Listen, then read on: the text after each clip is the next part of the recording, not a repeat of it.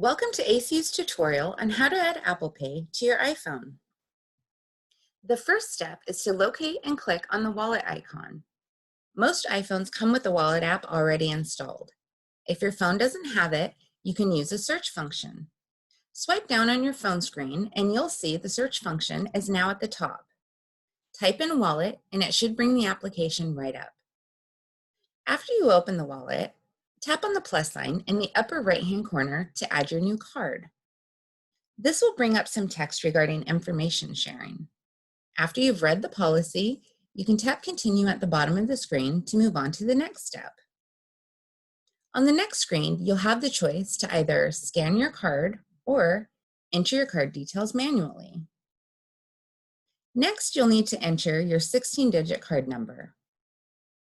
Then you'll enter the expiration date.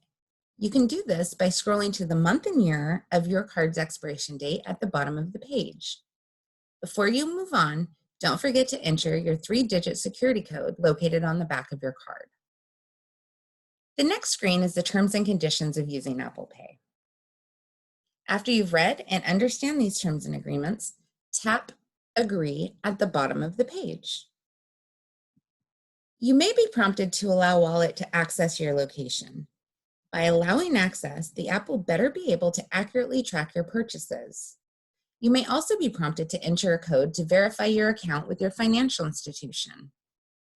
Once your account has been verified, you'll receive a message that the card has been approved for use with Apple Pay.